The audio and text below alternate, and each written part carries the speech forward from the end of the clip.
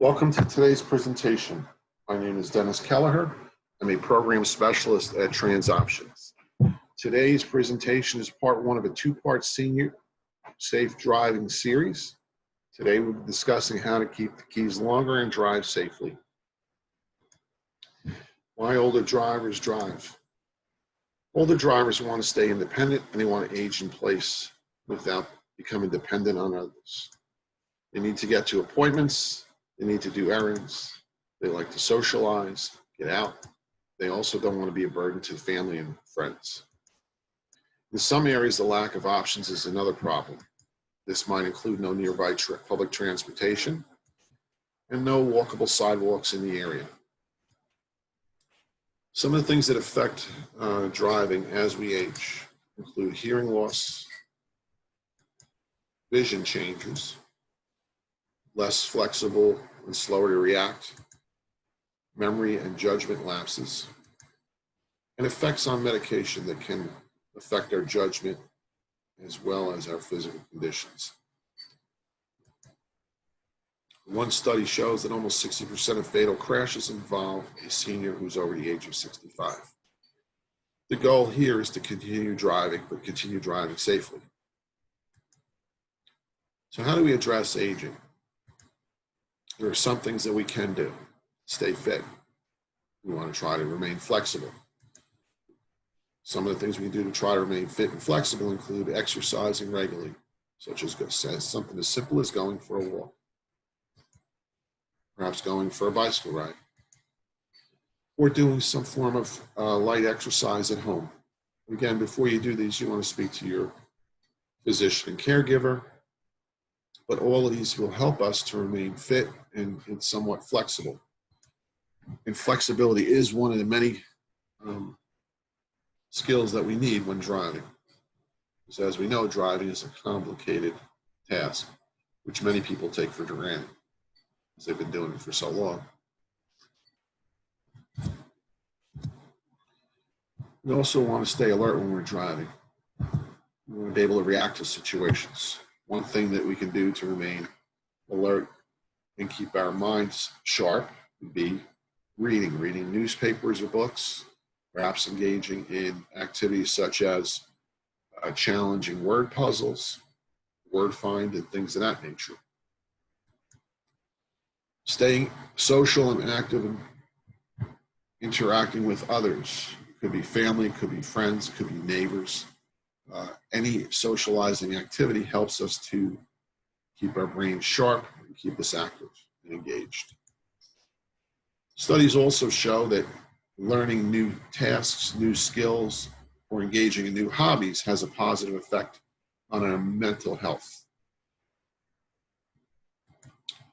All of these activities and others that help to keep our minds sharp will also help us with the many parts that are required to drive a vehicle safely. Some of the things that we can do to reduce stress when driving include traveling during daylight hours when possible. Also avoiding bad weather when possible. If you can check the week's weather and find out that on a certain day the weather's going to be bad, try to schedule around that, where we're not forced to drive a car during a rainstorm or a thunderstorm or foggy conditions or snow or hail or other conditions that make it more challenging to operate a car. When we do have to go out during nighttime hours, always try to use well-lit main streets and also try to utilize well-lit parking lots where possible. When using parking lots, try to find easy parking. Ideally, you want to park in a space that you can drive into, and then when you're done at that location, you want to be able to drive out of it and avoid having to back up.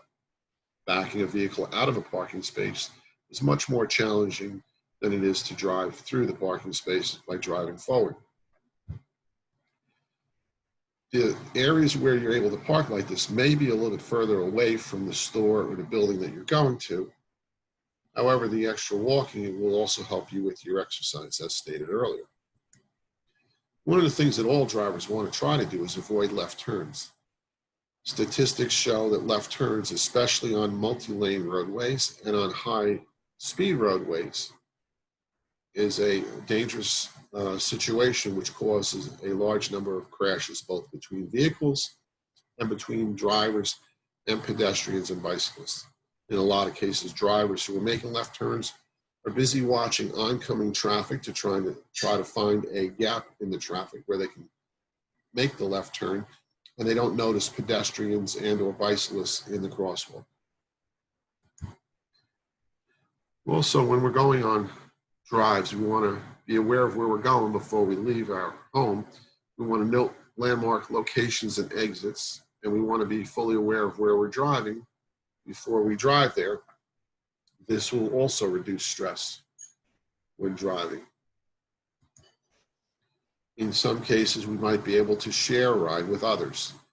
If there are a group of friends or neighbors that are going to the same location, perhaps the same seniors event or same church or same stores, you may be able to carpool and have multiple people ride together. If there's a neighbor or a friend that happens to be going to a store, you may be able to hitch a ride with them. Some localities have municipal or county bus services for senior citizens that will run trips to local shopping malls and things of that nature. That's something else that seniors and their families may want to research. Another option for seniors to look at to avoid driving would be to look at things such as home delivery. Today's advent of online services include many companies that will allow you to make purchases online and have the items shipped directly to your home or office. These include grocery services, and now pharmacies are offering delivery services. The goal here is for older drivers to keep the keys longer and drive safely. Here are some resources that are available for both senior drivers and their caregivers on the subject of senior driving. This concludes part 1 of our 2-part series on safe senior driving. In part 2, which will be out shortly, I'll discuss retiring from driving. Thank you for joining us today, and please continue to drive safely.